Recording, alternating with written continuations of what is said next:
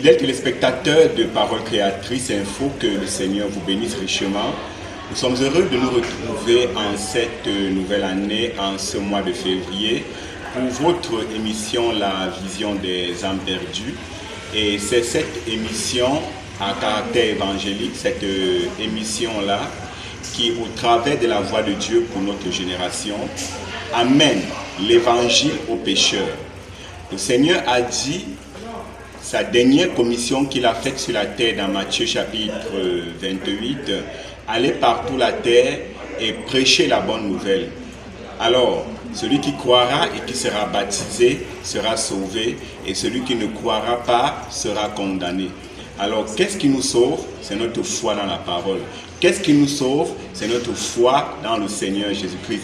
Mais il ne suffit pas simplement de dire que nous croyons, mais il suffit de naître de nouveau. C'est la nouvelle naissance qui fait d'un homme un homme animal, un homme qui avait la nature d'un pécheur, un homme qui avait la nature d'un bandit, d'un brigand, une femme qui avait la nature d'une prostituée, d'une fille de la rue, d'une débauchée. Au travers de la nouvelle naissance, elle peut devenir une fille de Dieu. Voilà pourquoi le Seigneur nous dit dans le livre de Jean chapitre 3 verset 7, « Ne t'étonne pas que je t'ai dit, il faut que vous naissiez de nouveau. » Naître de nouveau pour un chrétien n'est pas une option. Naître de nouveau pour quelqu'un qui se dit chrétien et qui veut aller au ciel n'est pas un choix. C'est une obligation. Il faut que vous naissiez de nouveau. En anglais, on dit « You must be born again ». dont le must signifie c'est une obligation, une condition sine qua non. Alors, il ne suffit pas d'être un membre d'église, il ne suffit pas de se rattacher à une église, d'avoir une carte de baptême et d'avoir être l'ami du pasteur. Il ne suffit pas d'être ça. Il suffit de cette vie de Christ qui est venu habiter en vous. Et vous êtes devenu une nouvelle créature. Comment quelqu'un qui peut dire « je suis né de nouveau » peut continuer à fumer de la cigarette, peut continuer à boire de la boisson, peut continuer à courir les femmes, peut continuer à vivre la vie du monde? Ça veut dire que sa nature n'a pas été changée. Il n'y a que la nouvelle naissance qui peut transformer la vie de quelqu'un d'un cochon en un agneau, en un saint de l'Éternel. Alors aujourd'hui, nous aurons le plaisir de la voix de Dieu dans ce merveilleux message intitulé « Il faut que vous naissiez de nouveau » par notre précieux prophète William Marion Branham. Que le Seigneur vous bénisse richement à l'écoute de cette parole.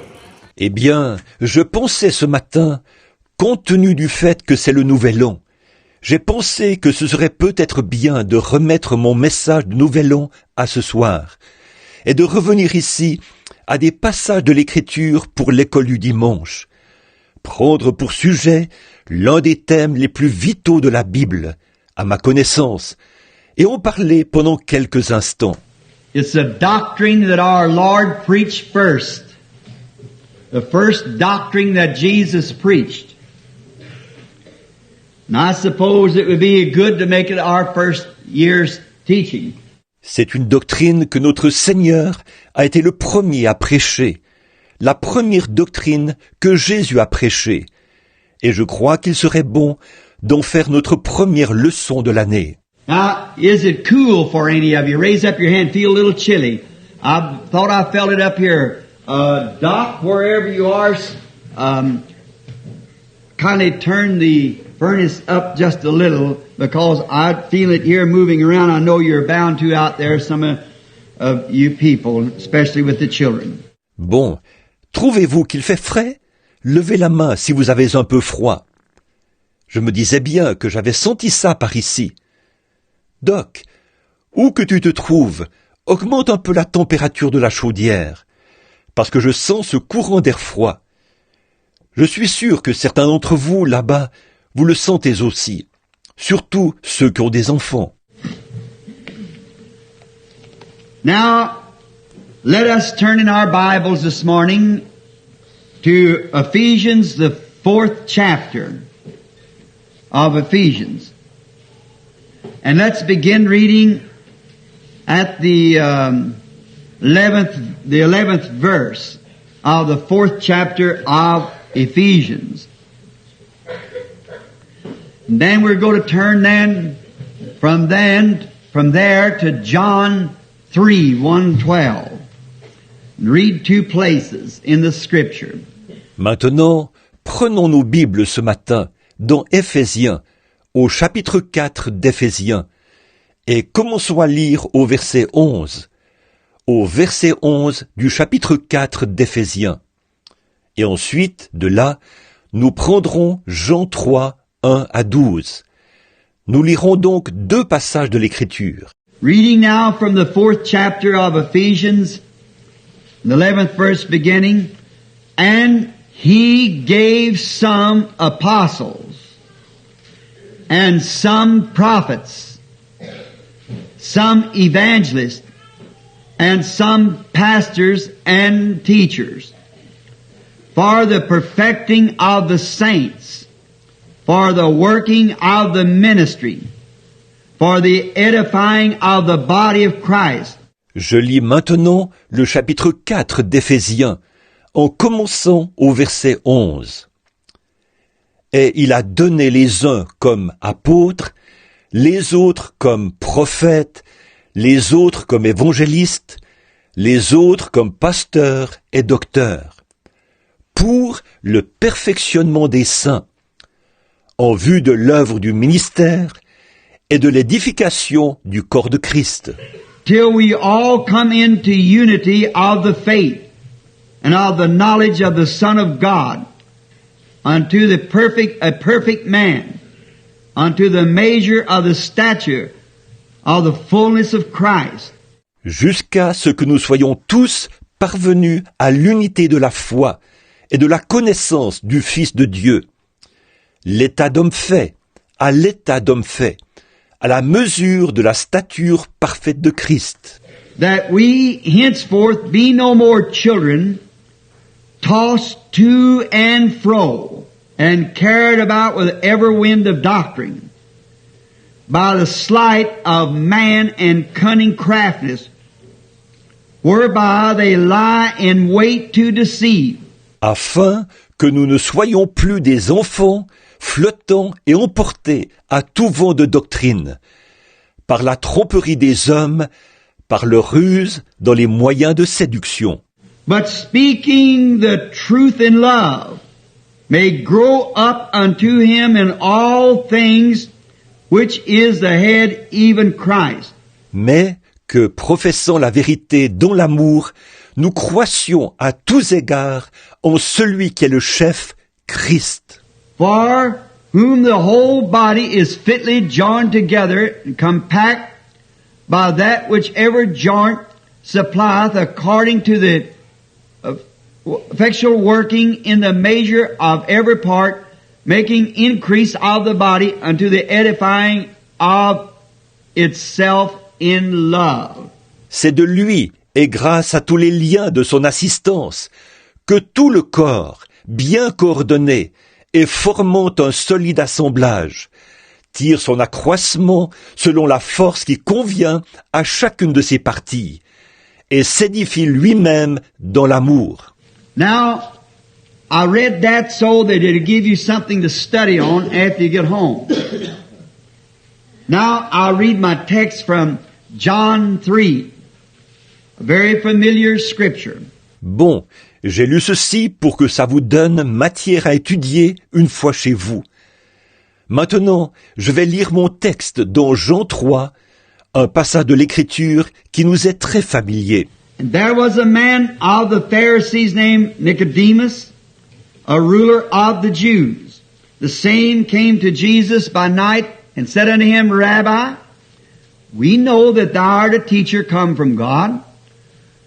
For no man can do these miracles that thou doest, except God be with him.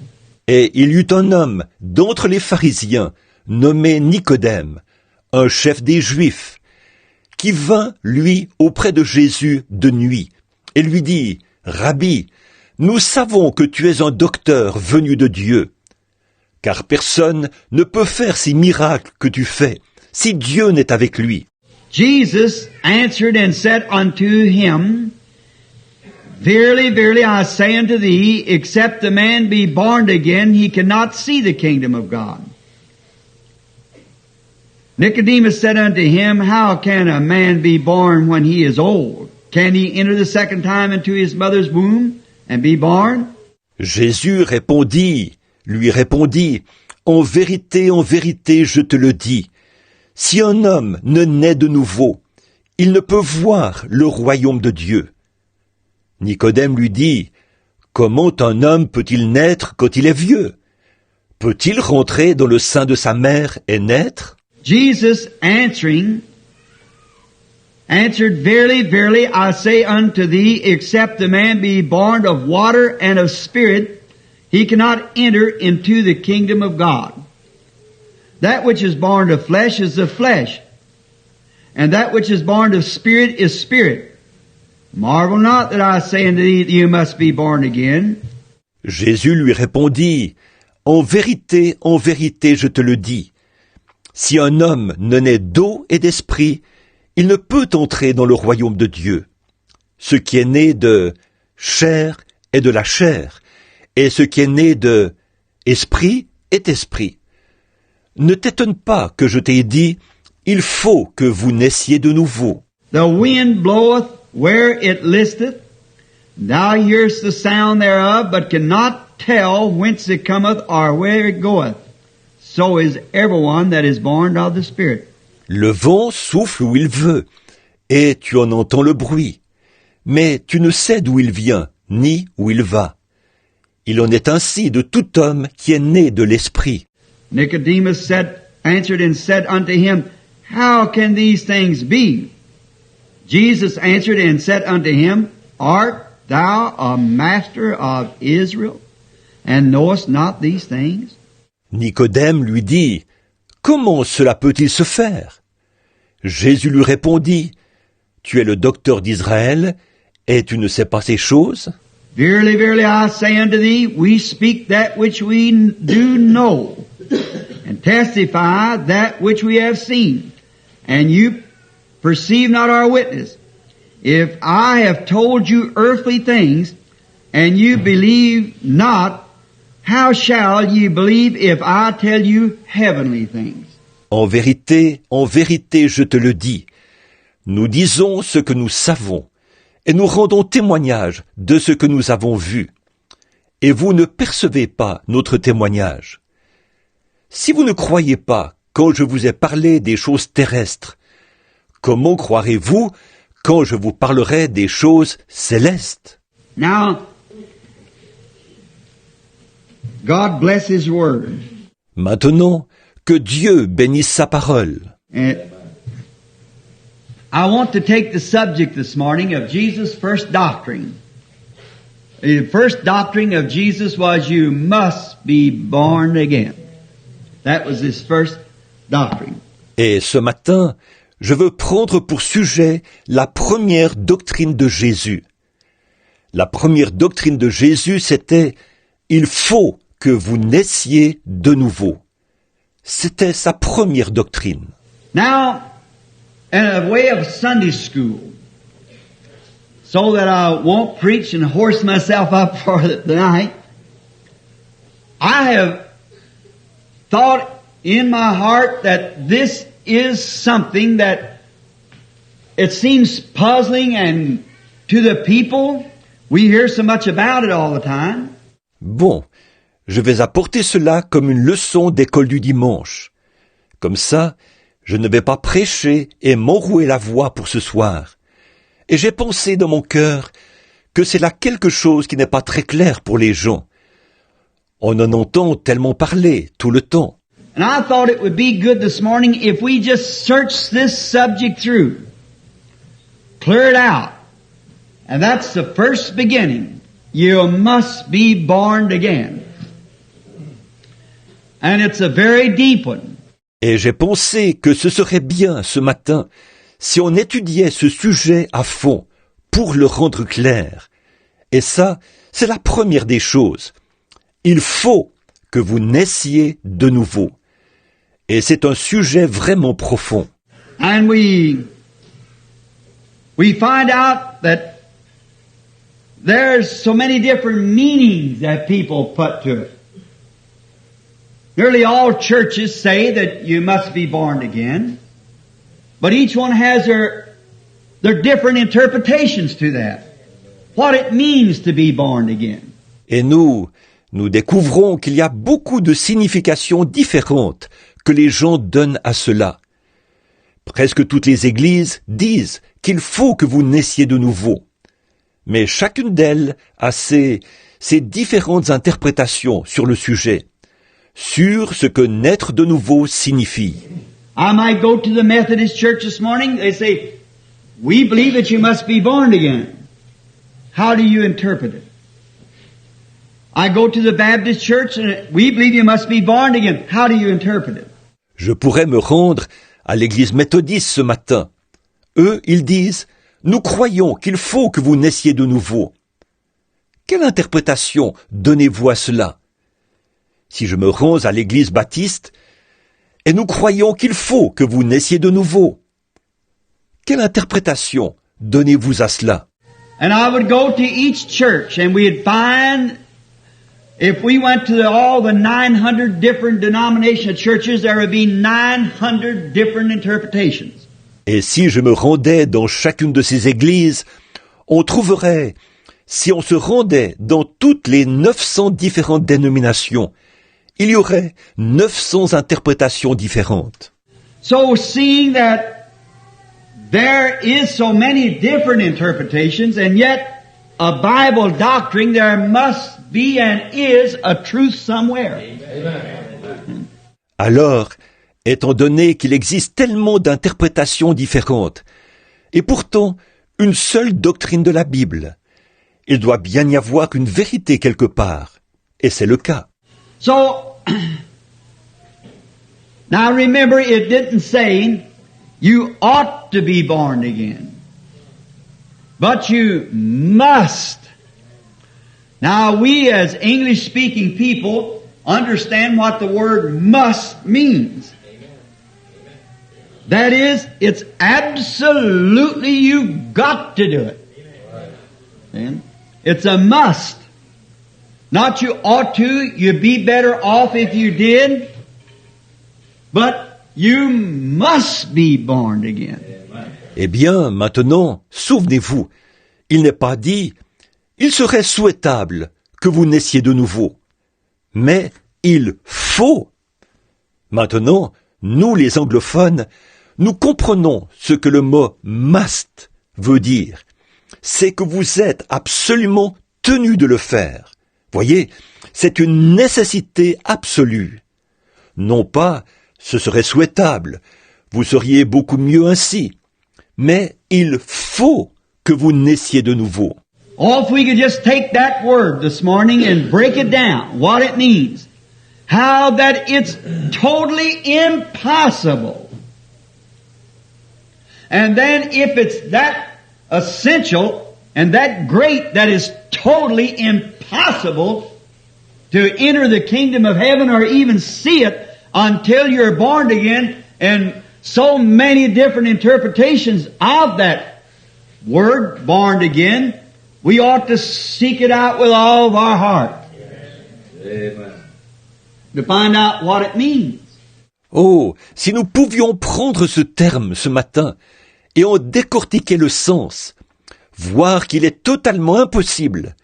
Et alors, si c'est si important, si primordial, qu'il est totalement impossible d'entrer dans le royaume des cieux ou même de le voir, à moins de naître de nouveau, et qu'il y a tellement d'interprétations différentes de ce terme « naître de nouveau », nous devons chercher de tout notre cœur pour en découvrir le sens. There's not a person in here that wants to go to torment. There's nobody. And you don't drive hundreds of miles over icy roads and spend your living, your money, just to come to the church here to, well, say, shake hands with the people, although you love to do that, and to hear the pastor myself and other ministers speak the Word, you get that wherever you are. Pastors, ministers, just like we are. Servants of Christ. But there's something that draws you here. And to this particular place. Il n'y a pas une personne ici qui veuille aller dans le lieu de tourment. Personne. Et vous ne faites pas des centaines de kilomètres en voiture, sur des routes verglacées, et vous ne dépensez pas votre revenu, votre argent, rien que pour venir à l'église ici pour, serrer la main aux gens, bien que vous aimiez faire cela, et entendre le pasteur et moi-même et d'autres ministres prêcher la parole. Vous en trouvez où que vous soyez, des pasteurs, des ministres, tout comme nous, des serviteurs de Christ. Mais il y a quelque chose qui vous attire ici, à cet endroit en particulier.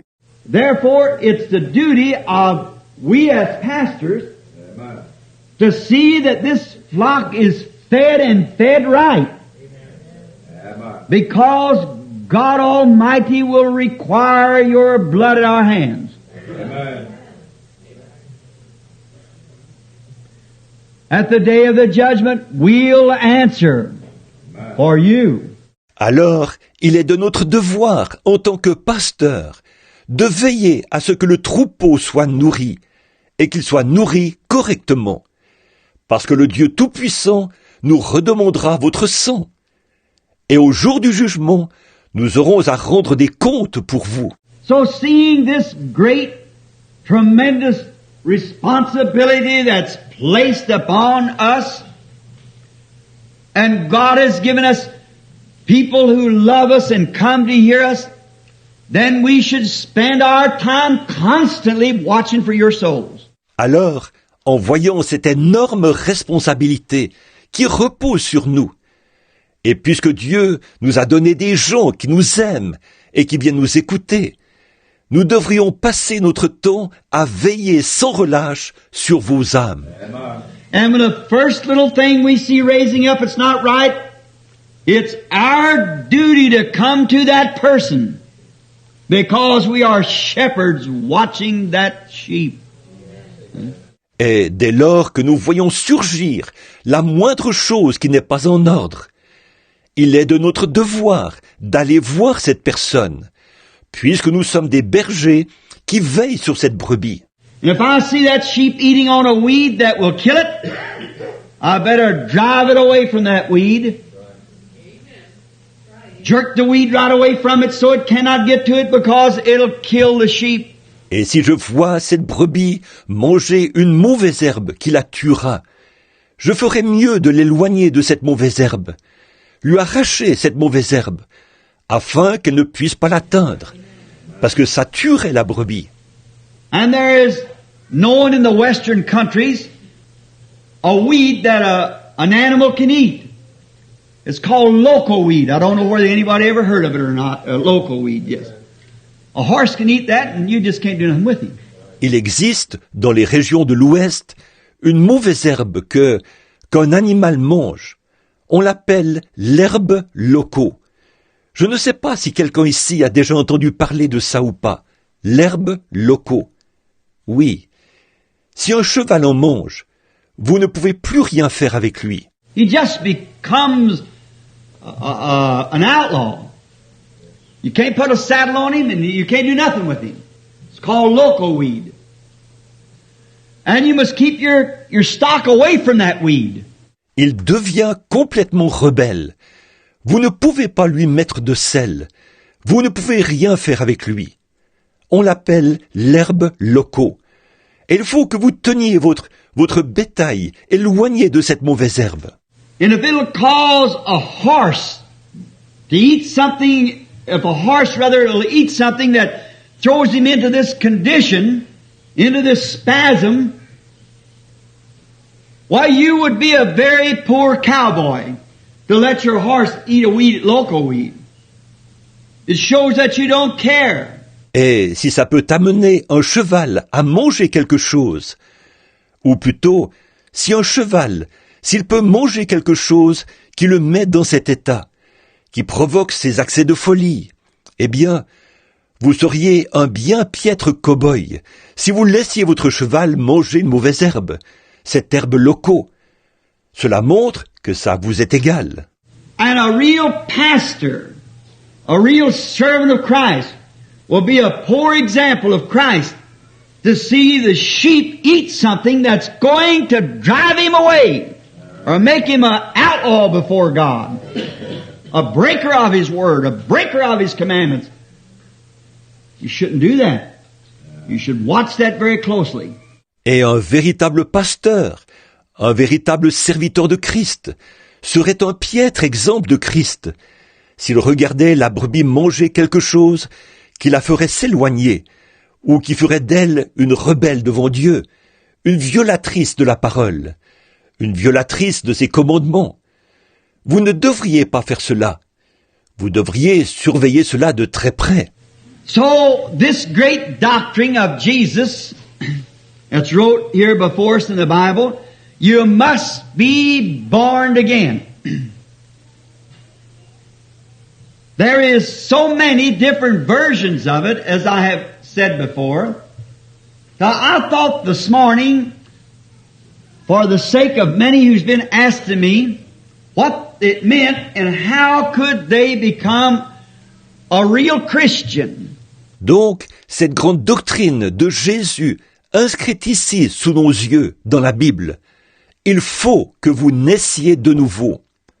Comme je l'ai déjà dit, il y a tellement de versions différentes sur le sujet, que je me disais ce matin que, pour le bien de tous ceux qui m'ont demandé quel en était le sens et comment faire pour devenir de véritables chrétiens, Then I thought maybe that we would just approach the subject and take it just as clearly as I know how to give it to you. And it's not in the way of a sermon, it's in the way of teaching Sunday school, that the people might get the message. je me suis dit que nous allions peut-être aborder le sujet et que je vous l'apporterai le plus clairement possible. Non pas sous forme de prédication, mais plutôt sous forme de leçon d'école du dimanche, pour que les gens puissent saisir le message. Now, many interpretations of the born again, and now I'm saying this, and I know it's going on tape, and I want to say this to the pastors that will perhaps receive this tape. Alors mes frères bien-aimés, mes sœurs et téléspectateurs de Paroles Créatrices, nous devons prendre notre affaire de salut au sérieux. Parce que la Bible nous enseigne que c'est à grand prix que nous avons été rachetés. Et nous ne pouvons pas négliger un si grand salut. Nous ne pouvons pas négliger cette opportunité que le Seigneur Jésus-Christ nous a donnée d'être sauvés et d'avoir la vie éternelle. La nouvelle naissance est une chose assez capitale. La nouvelle naissance est une chose assez importante pour la vie d'un chrétien. Nous devons naître de nouveau. Vous devez naître de nouveau. Si vous voulez venir au Seigneur Jésus-Christ, naissez de nouveau. Acceptez que la vie de Christ puisse venir en vous. Acceptez que la vie de Christ puisse transformer votre propre vie. Afin que, comme Paul a dit, ce n'est plus moi qui vis, mais c'est Christ qui vit en moi. Alors, je vous inviterai à mettre la parole de Dieu en pratique. Acceptez le baptême au nom du Seigneur Jésus-Christ, vous étant repentis de tous vos péchés, afin que Dieu vous donne le baptême du Saint-Esprit. Et c'est ce Saint-Esprit-là qui vous donnera la véritable nouvelle naissance. Alors que le Seigneur vous bénisse richement, nous nous retrouvons sur votre chaîne Paroles Créatrices, la meilleure déjà, votre préférée, la semaine prochaine à la même heure, sur cette même chaîne, pour cette émission, La Vision des âmes perdues. Que le Seigneur vous bénisse richement.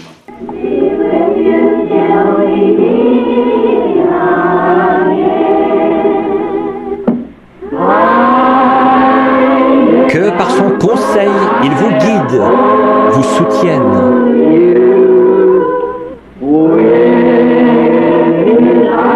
De ses bras, vous garde en sûreté dans sa bergerie.